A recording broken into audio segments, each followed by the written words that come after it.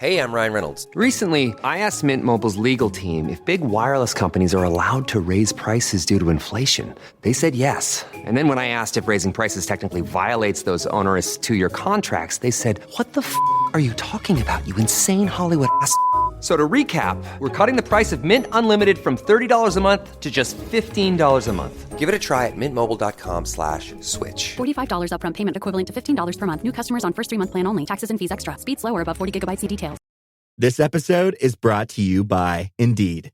When your computer breaks, you don't wait for it to magically start working again. You fix the problem. So why wait to hire the people your company desperately needs? Use Indeed's sponsored jobs to hire top talent fast. And even better, you only pay for results. There's no need to wait. Speed up your hiring with a $75 sponsored job credit at Indeed.com/podcast. Terms and conditions apply. Liderazgo con propósito. Capítulo 7. ¿Cómo resuelve un líder los conflictos? Cuando el enemigo ataca tu liderazgo, usa la burla, el desaliento y los peligros. Pero eso no es todo. Su siguiente línea de ataque también incluye los conflictos internos. La división y la discordia son armas que usan las personas para luchar entre sí, y solo las vuelven ineficaces. El sabotaje interno es uno de los peores problemas a los que se puede enfrentar un líder. Es como una traición. Y a Satanás le encanta. A él le encanta dividir y vencer. Una de las primeras armas que utiliza es el dinero. Son más los conflictos causados por las finanzas que por cualquier otra cosa. Las estadísticas muestran que la mayoría de los divorcios tienen que ver con problemas económicos. Al enemigo le encanta destruir los matrimonios, la institución en la cual Dios nos enseña la relación que hay entre Cristo y la Iglesia. Los problemas internos destruyen más iglesias que cualquier presión externa. Satanás vive dedicado a destruir iglesias.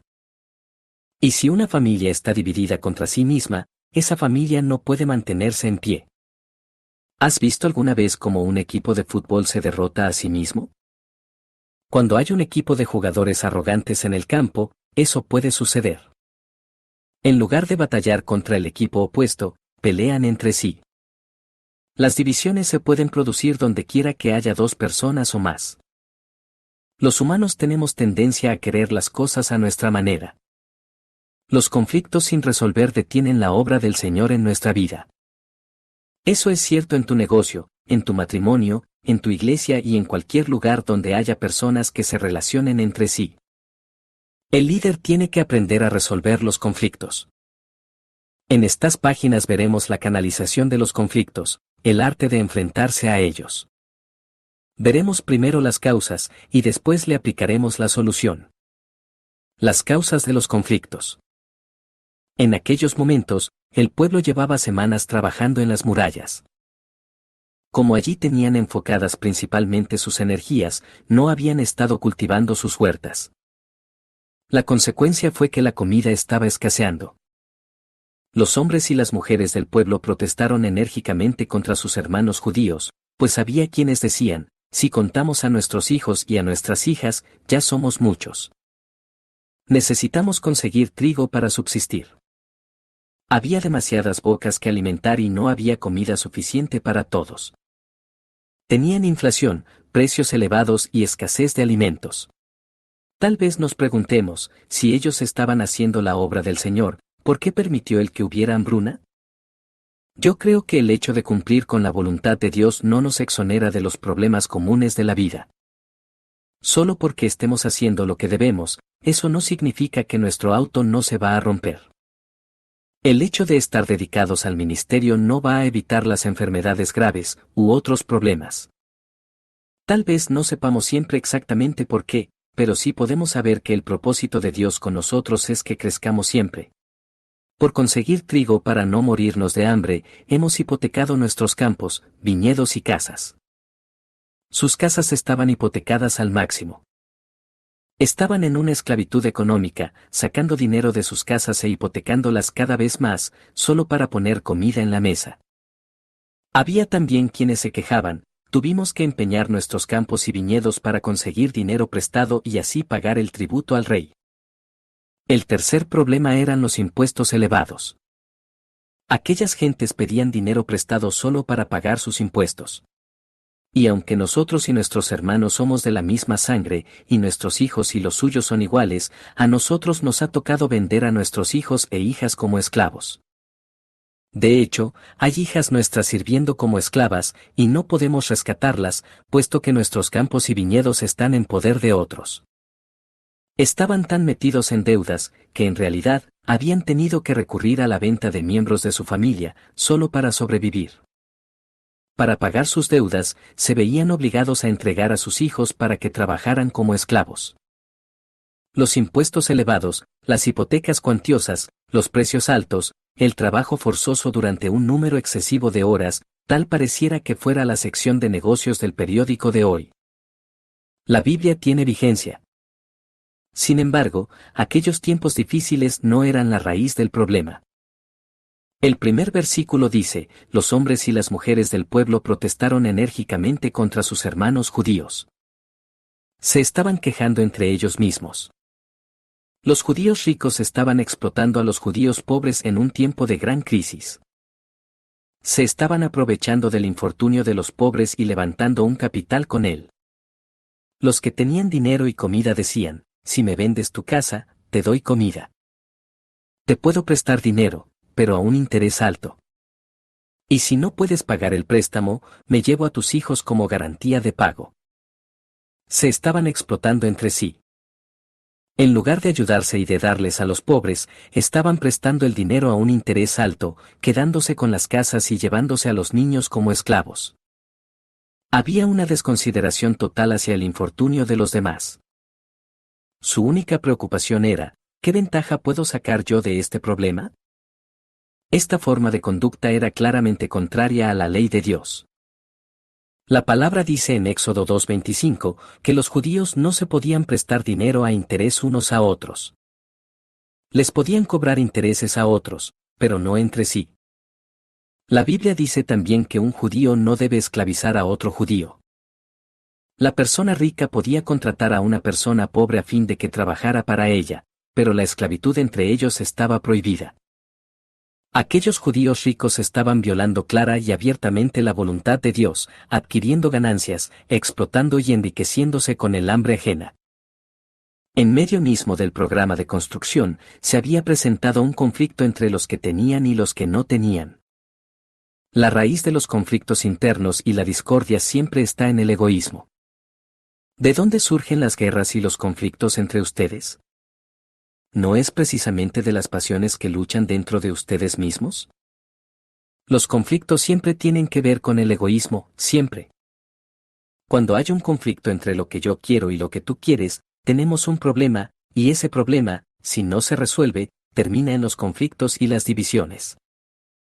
Trabajar con gente es la mayor satisfacción para un líder y también su mayor frustración.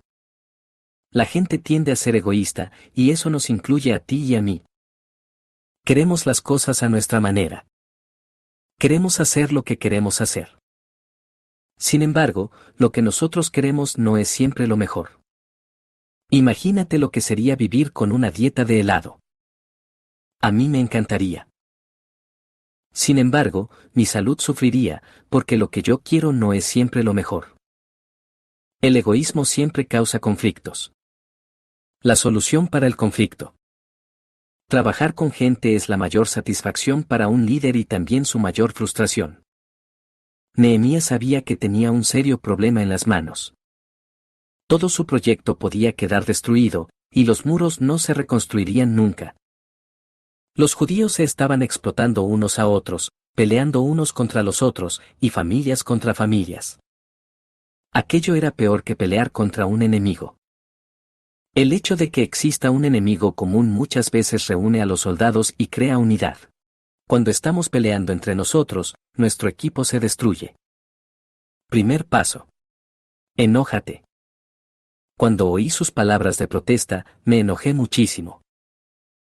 Como líder, si tú ves que la armonía de tu grupo es amenazada de alguna forma, tú debes enojarte. Tu papel como líder es el de proteger la armonía. Nehemías no pasó por alto el problema que estaba dividiendo a su equipo. Se lo tomó en serio. Algunas veces es adecuado enojarse. Hay ocasiones en que lo correcto es eso. Nehemías no estaba solamente enojado, sino que este versículo dice que se enojó muchísimo. Si se enojan, no pequen. Dios autoriza enojarse. Él se enoja. Jesús se enojó. Tú te puedes enojar sin pecar. Cuando veas la falta de armonía causada por el egoísmo, como líder, lo mejor que puedes hacer es enojarte. Sé como Nehemías, tómalo en serio. Hay una clase de ira correcta y otra incorrecta. Ser líder consiste en conocer la diferencia entre una y otra. Tu papel como líder es el de proteger la armonía. Nehemías no estaba enojado por algún daño o injusticia hacia su persona. No estaba devolviendo el golpe porque le habían herido su ego. Él no estaba motivado por una revancha. Esa ira habría sido de la clase incorrecta. Su ira era una indignación justificada. Estaba enojado por el egoísmo y la explotación por parte de aquellos ricos. Estaba furioso al ver que su egoísmo y su codicia podrían llegar a detener todo el proyecto de reconstrucción de los muros. ¿Para qué sirven unos muros si los que viven dentro de ellos se están haciendo trampas unos a otros? Pensaba. Como pueblo de Dios, necesitamos enojarnos con el pecado. Hay una clase de ira correcta y otra incorrecta. Ser líder consiste en conocer la diferencia entre una y otra. Entramos a diario en contacto con tanta tragedia humana que hemos experimentado lo que algunos han llamado fatiga de la compasión. Después de haber sentido lástima por tantas víctimas de las inundaciones, de los terremotos y de las guerras, sencillamente no podemos encontrar la identificación que sabemos que deberíamos tener para otras nuevas víctimas. Pero peor aún que la fatiga de la compasión es la fatiga de la indignación. Muchos de nosotros parecemos haber perdido la capacidad de enojarnos, por lo menos enojarnos tanto como deberíamos, con las mentiras, las trampas y el robo. Permanecer indiferente hacia el mal, encogerse de hombros ante él y reírse son síntomas de una avanzada degeneración del sentido de moralidad. Es como si alguien le hubiera administrado una dosis gigantesca de novocaína a nuestra conciencia nacional. Louis Cosel. El líder necesita tener fuego en sus huesos. No hay nada que indigne más a un líder que las divisiones. En la iglesia Saddleback, esa es la única cosa por la que yo realmente me enojo. Siento celo por la armonía en mi iglesia. Siento celo por la unidad de ella. El líder necesita tener fuego en sus huesos. Lo que menos necesitaban aquellos constructores de muros era una lucha interna. Ya tenían bastante con lo que les llegaba de fuera. Segundo paso. Tómate tu tiempo para reflexionar, piensa antes de hablar. Y después de reflexionar, reprendí a los nobles y gobernantes. La Biblia hace la siguiente paráfrasis de estas palabras: después de pensarlo, hablé con estos ricos funcionarios del gobierno. Los funcionarios del gobierno eran los que les estaban robando a todos los demás. La palabra hebrea usada aquí significa literalmente, consulté conmigo mismo. Tómate tu tiempo para reflexionar, piensa antes de hablar. La primera reacción de Nehemías fue enojarse, pero sostuvo una larga charla consigo mismo antes de actuar como consecuencia de ese enojo. Se buscó un lugar para estar a solas con Dios, oró acerca de la situación y reflexionó mucho sobre ella. Sabía que necesitaba tener la perspectiva correcta. Cuando el enojo se basa en las emociones puede hacer mucho daño. Nehemías planeó su respuesta y la consultó con Dios. ¿Qué quieres que les diga, Señor? Y habló extensamente consigo mismo. Algunas veces, el líder necesita conversar consigo mismo, en lugar de empeorar la cuestión involucrando a otra persona. Necesitamos comprender qué provocó nuestro enojo. Cuando estamos enojados, nuestra primera reacción suele ser equivocada. Antes de actuar con enojo, aparta algún tiempo para reflexionar sobre el problema y pensarlo bien. Cuando estamos enojados, nuestra primera reacción suele ser equivocada. ¿Has cometido alguna vez ese error? Tú tienes que enojarte solo cuando veas que el egoísmo obstaculiza o daña la obra de Dios, esas son las cosas que te deben enojar. Sin embargo, que debes cerciorarte de que te tomas el tiempo necesario para orar y pensar antes de hablar. De lo contrario, tal vez tengas que lamentarte de haber hablado. Mis queridos hermanos, tengan presente esto: todos deben estar listos para escuchar, y ser lentos para hablar y para enojarse, pues la ira humana no produce la vida justa que Dios quiere. Cuando nosotros nos enojamos, actuamos para vengarnos. Cuando nos enojamos con la ira de Dios, actuamos con justicia. Santiago ofrece el antídoto. No es una contradicción, lo que hace en realidad es aclarar la indicación de Pablo: si se enojan, no pequen. Hay una diferencia entre la ira del hombre y la ira de Dios. Cuando nosotros nos enojamos, actuamos para vengarnos. Cuando nos enojamos con la ira de Dios, actuamos con justicia. Nuestra actuación no comprende ninguna venganza personal. No te enojes porque te hayan herido, irritado, frustrado o desilusionado. Esa es la clase incorrecta de ira, la ira egoísta. No siempre la gente va a estar a la altura de nuestras expectativas, pero eso no es razón para una ira justa. Al fin y al cabo, Dios ya sabe que lo vamos a desilusionar y a pesar de eso, nos sigue amando. Enójate con la ira de Dios, y no con la tuya propia. Si estás siempre listo para escuchar y eres lento para hablar, entonces va a ser natural aquello de ser lento para la ira. Y después de haber pensado bien las cosas, la ira que tendrás va a ser una ira justa. Te alegrarás de no haber dicho lo primero que te vino a la mente. La ira impulsiva siempre te mete en problemas. He visto como muchos líderes, que por otra parte eran excelentes, dañan su eficacia a causa de una reacción impulsiva de ira momentánea. Reflexione antes de hablar. Tercer paso. Reprende, confróntate en privado con el que te ha ofendido. Cuando haya un problema que necesite una solución, ve directamente a la fuente. No pierdas el tiempo tratando de buscar otras personas que te apoyen. No digas: tengo una petición de oración. Todos sabemos que eso muchas veces no es más que una murmuración santificada. Ve directamente a la persona con la cual tienes el problema. Y después de reflexionar, reprendí a los nobles y gobernantes: es inconcebible que a sus propios hermanos les exijan el pago de intereses. La ira impulsiva siempre te mete en problemas. Si alguien te ha ofendido, y tú acudes primero a alguien que no es esa persona, ya habrás pecado. Nehemías los estaba acusando de usura, un préstamo a un interés exorbitante. Estaba enojado, pero después de haber orado y de haberlo pensado bien, fue directamente a los que estaban ofendiendo a Dios. Si tu hermano peca contra ti, ve a solas con él y hazle ver su falta. Si te hace caso, has ganado a tu hermano. Pero si no, lleva contigo a uno o dos más. ¿Para qué? ¿Todo asunto se haga constar por el testimonio de 2 o 3 testigos? Si se niega a hacerles caso a ellos, díselo a la iglesia, y si incluso a la iglesia no le hace caso, trátalo como si fuera un incrédulo o un renegado. Esto es lo que dijo Jesús acerca de la forma de canalizar los conflictos, donde quiera que estemos. Tenemos que amar al que ha delinquido. Para ser como Nehemías, o como Jesús, necesitamos amar incluso a los paganos y a los recaudadores de impuestos. Lo bueno es que no necesitamos tratarlos como si fueran familia. Esa es la diferencia entre aceptación y aprobación. Reflexione antes de hablar. En cuanto a tu grupo o equipo, involucra a los demás solo según lo necesites. Ve primero a ver a la persona con la cual estás teniendo el conflicto o que está causando el problema. Si esa persona es tu jefe, trata de resolverlo con él a solas. Si eso no funciona, lleva a otra persona que te sirva de testigo o de mediador.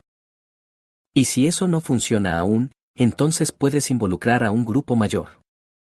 Pero primero, ve directamente a la persona. Si vas a alguna otra persona antes, habrás pecado. Cuando Nehemías dijo: y después de reflexionar, reprendí, no estaba hablando de una simple visita social. Estaba enojado por el hecho de que aquellos egoístas les estaban haciendo trampas a los demás.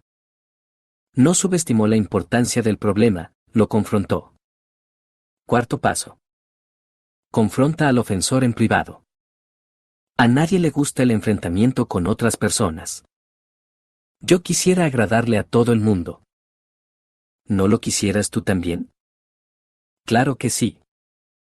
A nadie le agrada caerle mal a la gente.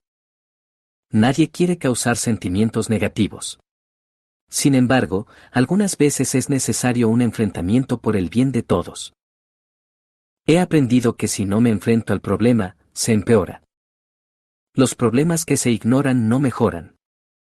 También he aprendido que, mientras más espere para el enfrentamiento, más valor necesitaré.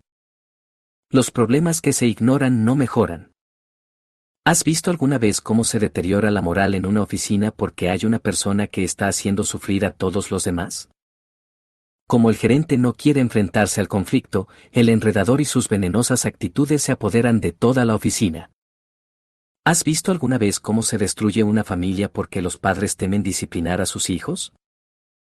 El amor fuerte exige que nos enfrentemos en privado con el que ha cometido la ofensa. Los líderes deben tener el valor para confrontar. Para llegar a ser un líder eficaz, es necesario que desarrolles esta habilidad. Aprende a decir la verdad con amor. Los líderes deben tener el valor para confrontar. Ser líder exige valentía. No se trata de un concurso de popularidad, ni siquiera Dios puede agradar a todo el mundo. El líder debe tener el valor necesario para decir, no me importa lo que suceda, porque esto hay que hacerlo. Me voy a enfrentar con este asunto. Para el bien de la organización, hay que resolver esto. Eso es lo que hizo Nehemías. Y eso es lo que tú necesitas hacer si quieres ser como él. Al que cause divisiones, amonéstalo 2 veces, y después evítalo. Puedes estar seguro de que tal individuo se condena a sí mismo por ser un perverso pecador. A los pastores y a los líderes se les ordena que adviertan a los que causan problemas. He visto líderes que no se han enfrentado con una persona que causa división por temor a que esa persona se marche. Los problemas, a largo plazo, fueron mayores debido a la falta de confrontación. 3 veces le he tenido que decir a alguien, o se arregla, o se va. 2 de esas veces, se han ido, y la otra, se han arreglado. El enfrentamiento es una tarea de los líderes. Cuando esas personas se marcharon de nuestra iglesia, yo sufrí durante semanas. Eso sucedió hace años, y hoy, al recordarlo, reconozco que esa decisión fue una de las más sabias que haya tomado jamás. Confronta en privado al ofensor. 5º paso.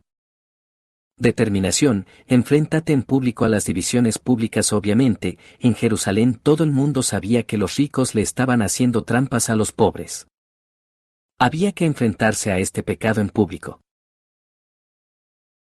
Enfréntate a las cosas públicamente hasta el punto en que sean conocidas. Si se trata de un pecado personal, confiésalo personalmente ante Dios. Si es un pecado privado entre tú y otra persona, confiésalo en privado. Si has ofendido a toda la comunidad, tendrás que enfrentarte a ella en público. Y después de reflexionar, reprendí a los nobles y gobernantes. Es inconcebible que sus propios hermanos les exijan el pago de intereses. Convoqué además una gran asamblea contra ellos, y allí les recriminé, hasta donde nos ha sido posible, hemos rescatado a nuestros hermanos judíos que fueron vendidos a los paganos. Y ahora son ustedes quienes venden a sus hermanos, después de que nosotros los hemos rescatado. Todos se quedaron callados, pues no sabían qué responder. Nehemías repitió en público lo que les había dicho en privado a los ofensores. Para aquel hombre, que había usado sus propias riquezas para liberar esclavos judíos cuando era copero en Persia, aquella manera de conducirse no tenía sentido. ¿Por qué están tratando de esta forma a sus propios hermanos y hermanas? Les preguntó en público. Ustedes saben lo que dice la palabra de Dios. En Levítico dice que es ilegal lo que están haciendo, así que, ¿por qué lo están haciendo? Ellos no pudieron responder. ¿Crees que Nehemías debe haberse sentido nervioso en aquellos momentos? Necesitó un gran valor para hacer lo que hizo, enfrentándose en público a los líderes de la ciudad. Estaba reprendiendo a los mismos de los que debía depender para que costearan la reconstrucción de los muros. Es probable que en aquellos mismos momentos, el diablo le estuviera diciendo, Nehemías, si convocas a esta reunión pública y pierdes su apoyo, ¿quién va a pagar los muros? Nunca vas a terminar el proyecto. Y entonces, ¿qué va a pensar la gente de Dios? Él sabía que se estaba arriesgando, pero que era lo que debía hacer. Más aún, era lo que se tenía que hacer. Si eso significaba paralizar las obras de los muros durante unos cuantos días mientras se enfrentaban a este pecado, que así fuera. Esto muestra la integridad de Nehemías. Yo añadí, lo que están haciendo ustedes es incorrecto. ¿No deberían mostrar la debida reverencia a nuestro Dios y evitar así el reproche de los paganos, nuestros enemigos? Cuando una iglesia se gana la reputación de que en ella hay divisiones, pierde su eficacia. Nehemías apeló a la conciencia de ellos, señalando que aquello que estaban haciendo ponía a Dios en mala situación ante los incrédulos. Era un mal testimonio. La discordia siempre ha sido un testimonio pobre. Cuando una iglesia se gana la reputación de que en ella hay divisiones, pierde su eficacia. Mis hermanos y mis criados, y hasta yo mismo, les hemos prestado dinero y trigo. Pero ahora, quitémosles esa carga de encima. Yo les ruego que les devuelvan campos, viñedos, olivares y casas, y también el 1% de la plata, del trigo, del vino y del aceite que ustedes les exigen. La tasa de interés ascendía al 1% mensual. El 1% mensual equivale al 12% anual. A algunos tal vez no parezca un interés demasiado alto, pero entonces era enormemente alto. Nehemías estaba exhortando a aquellas personas para que vieran el error de sus caminos e hicieran restitución inmediata. Su exhortación funcionó. Los ricos que habían estado explotando a los pobres se arrepintieron. Está bien, respondieron ellos, haremos todo lo que nos has pedido. Se lo devolveremos todo, sin exigirles nada. Entonces llamé a los sacerdotes, y ante estos les hice jurar que cumplirían su promesa. Nehemías debe haber suspirado de alivio. Había corrido un gran riesgo al retar a aquellos ricos propietarios. Pero no quiso correr más riesgos.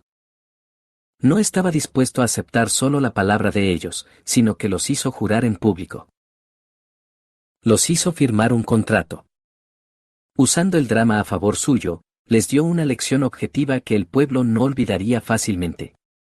Luego me sacudí el manto y afirmé, así sacuda Dios y arroje de su casa y de sus propiedades a todo el que no cumpla esta promesa. Así lo sacuda Dios y lo deje sin nada. Toda la asamblea respondió, amén. Y alabaron al Señor, y el pueblo cumplió lo prometido. El atuendo masculino de aquellos días incluía un mandil, probablemente distinto a los delantales que usan hoy los cocineros. Nehemías tomó su mandil, lo sacudió y dijo, esto es un símbolo de lo que Dios les va a hacer si no cumplen lo que han prometido. Los va a sacudir tan fuerte, que van a perder todo lo que tienen.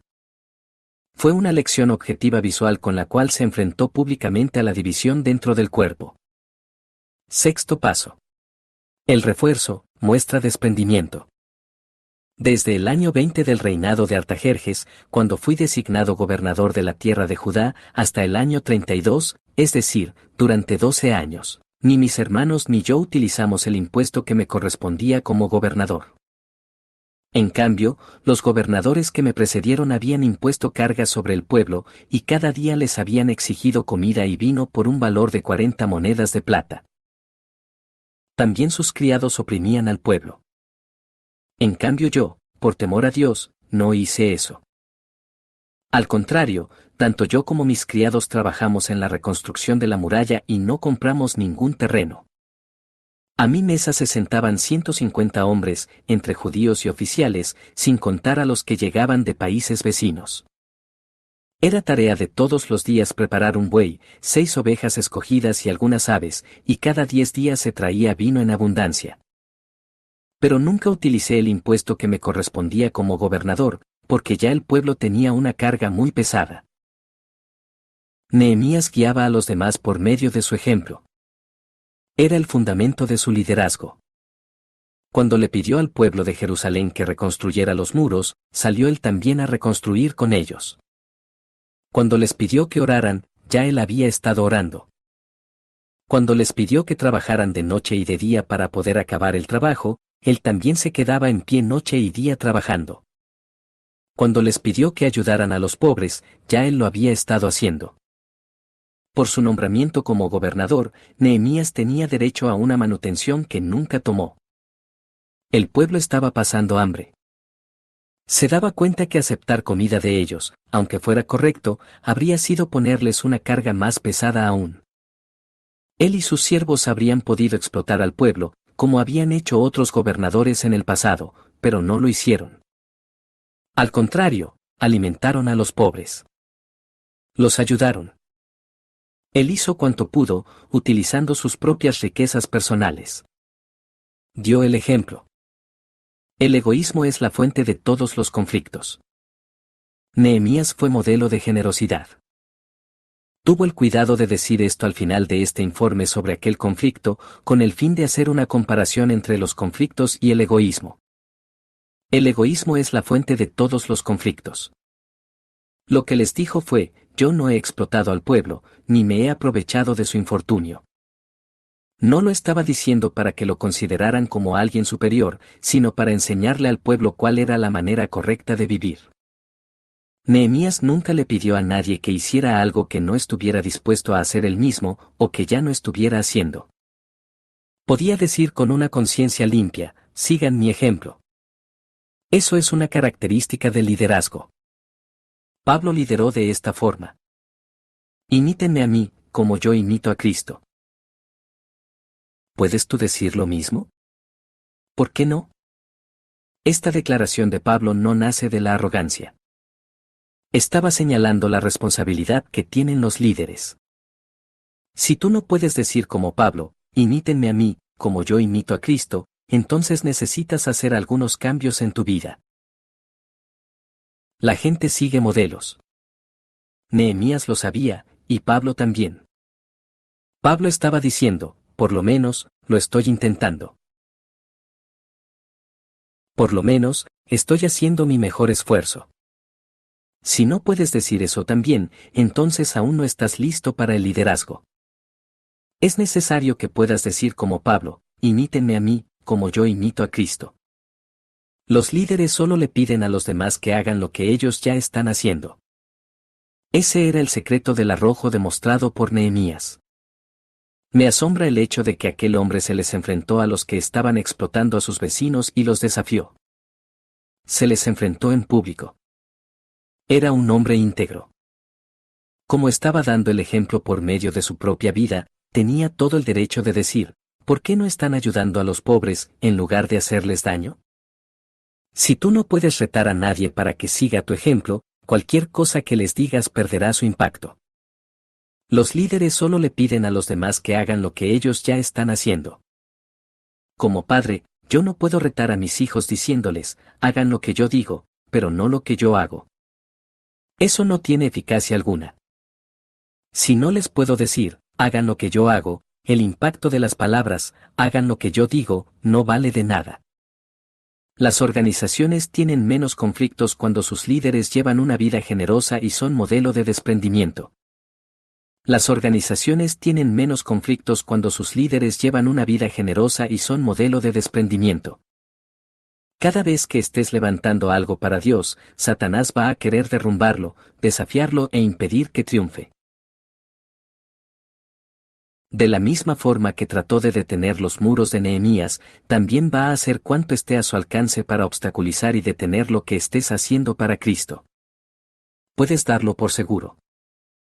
Es absolutamente esencial que tu equipo se sienta unido alrededor de tu propósito.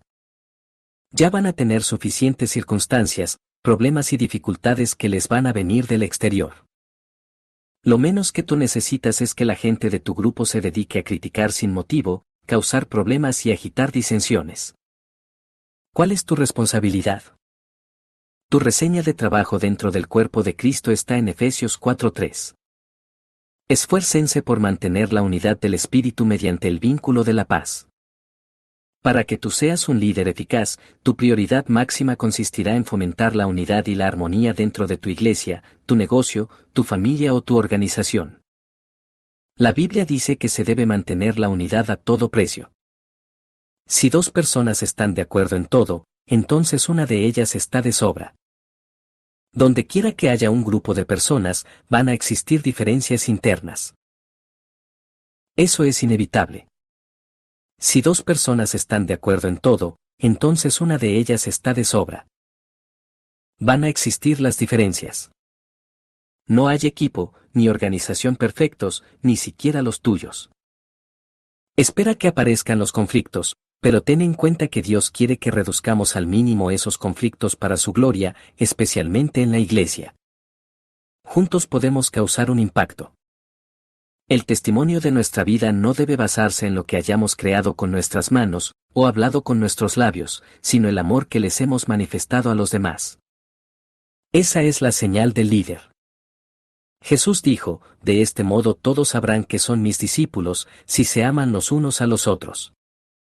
En los 5 primeros capítulos del libro de Hechos se usan 10 veces expresiones como, unos a otros, y en, armonía. Hechos insiste 10 veces en la unidad que existía al principio en aquel cuerpo. Y en medio de ellos se producían toda clase de milagros. Cuando se tiene la unidad al estilo de Hechos, se tiene también el poder de Hechos, el amor de Hechos y los milagros de Hechos. Vance Havner dijo en una ocasión, los copos de nieve son frágiles, pero si se juntan en número suficiente, pueden detener el tránsito. Yo no puedo hacer mucho por mí mismo. Tú tampoco puedes hacer mucho solo. Pero juntos, formamos el cuerpo de Cristo. Y juntos podemos causar un impacto. Se pueden tirar 100 piedras pequeñas en una laguna, y todo lo que se consigue son unas cuantas ondas en el agua. Pero si se juntan todas esas piedras y lo que se tira es un gran peñasco, se consiguen olas. Cuando estamos juntos, unificados, nada puede detener al cuerpo de Cristo. Juntos, somos una fuerza que es necesario tener en cuenta. El hecho de que tengas este libro en las manos y estés leyendo estas páginas es una clara indicación de que tu corazón busca a Dios. Hagamos el pacto de que vamos a realizar cuanto esfuerzo nos sea necesario para guardar la unidad del Espíritu por medio del vínculo de la paz. Te desafío a decir, Dios mío, quiero convertirme en pacificador. Quiero convertirme en funcionario de la paz. Ama lo suficiente como para enfrentar. Di la verdad con amor, donde quiera que haya discordia, siembra paz. Algunas veces, es posible que esto te exija un enfrentamiento. Tal vez, durante la reunión de tu grupo pequeño, alguien se ponga a criticar. ¿Alguna persona necesita tomar el liderazgo y decir, ¿me puedo enfrentar a ti con amor? Llevamos una dirección equivocada. No deberíamos estar hablando así. Deja que esa persona seas tú. Ama lo suficiente como para enfrentar. Di la verdad con amor, Padre, te doy gracias por los que están leyendo este libro y orando conmigo en este momento. Te doy las gracias por tu iglesia. Sabemos que Satanás trata de atacarnos desde el exterior, pero sus ataques más sutiles consisten en sembrar la discordia en el interior. Te pido que estemos preparados para esto cuando nos tengamos que enfrentar a nuevos retos. Que seamos sensibles ante las necesidades de otras personas. Que seamos conocidos como pacificadores. Tú dijiste, dichosos los que trabajan por la paz, porque serán llamados hijos de Dios. Queremos ser como tú, y cuando traemos paz, somos como tú. Te pedimos estas cosas en el nombre de Jesús. Amén. Guía para la aplicación del principio del capítulo 7. ¿Cómo resuelve un líder los conflictos? Aplicando los propósitos de Dios. Comunión. Nada destruye más rápido el compañerismo que el conflicto. Si no lo confrontamos a tiempo, ¿qué podría pasar a nuestro grupo o familia? Como líder, ¿temes confrontar a ese agente divisor en tu trabajo? Como padre, ¿estás temeroso de disciplinar a tus hijos? Considera el costo de no confrontar. Antes de enfrentar a un empleado, miembro de grupo o hijo, escribe tu plan personal para negociar con el conflicto, basándote en Mateo 18, 15, 17. Entrega ese plan a Dios y pídele por su valentía. Podrías pedir a 1 o 2 socios de confianza que te apoyen en cumplir con tu compromiso. Discipulado. Nehemías discipulaba a través del ejemplo. ¿Muestras a Cristo a otros?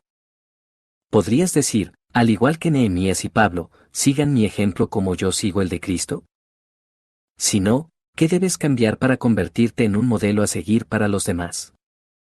¿Cómo puedes conectarte con Jesús en un nivel tan íntimo que no puedas evitar reflejar a Cristo en tus pensamientos, actitudes y acciones? Pídele al Señor que te revele su verdad sobre ti, pídele la valentía necesaria para ver esa verdad y luego el compromiso necesario para rendirte a su cambio. Ministerio. Tito 3:10 y 11 nos dice, al que cause divisiones amonéstalo 2 veces, y después evítalo.